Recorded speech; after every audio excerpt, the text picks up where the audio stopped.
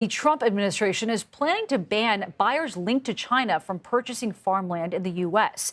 Chinese investors own about 265,000 acres of land.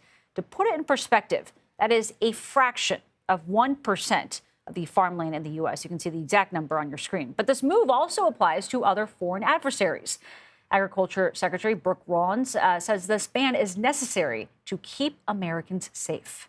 American agriculture is not just about feeding our families, but about protecting our nation and standing up to foreign adversaries who are buying our farmland, stealing our research, and creating dangerous vulnerabilities in the very systems that sustain us. Cate Cadell joins us now. She's a national security reporter for The Washington Post who has been following this story. Kate, thanks so much for being with us. You know, as we mentioned, this really is just such a small amount of farmland we're talking about here. What is the administration's reasoning on how this could be a threat? So the big threat around Chinese investment in U.S. farmland is about proximity to military bases, and that's really what sort of kicked off this spark of concern. So I guess the concern there is that Chinese investors, if they were coerced by the Chinese government, could conduct espionage or surveillance from this land. They could surveil troop movements, things like that. And the big case that sparked concern was a Chinese company in North Dakota that bought a lot of land close to an air base up there.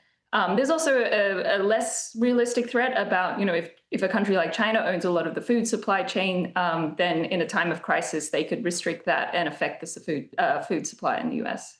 Is there any sense that American farmers will be impacted by this? Could they see any benefit? Will there be any real effect on prices Americans see at the grocery store from this?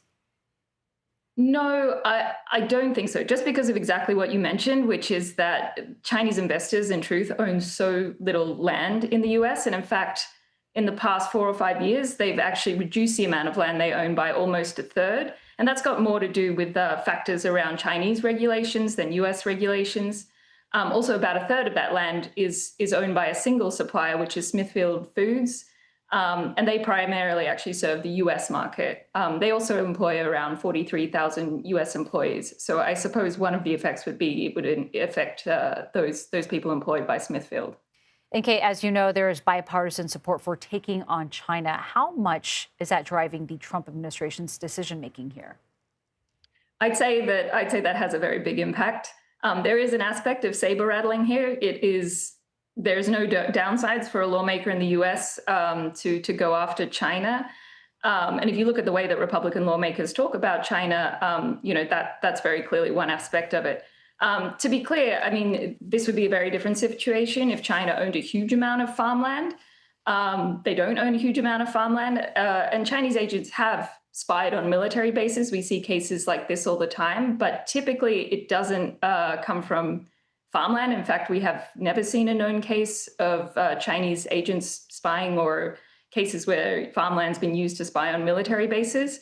What we do see is it's usually people just traveling to these bases and taking photos under tourist visas and work visas. Cate Cadell, thank you very much for joining us. We appreciate it.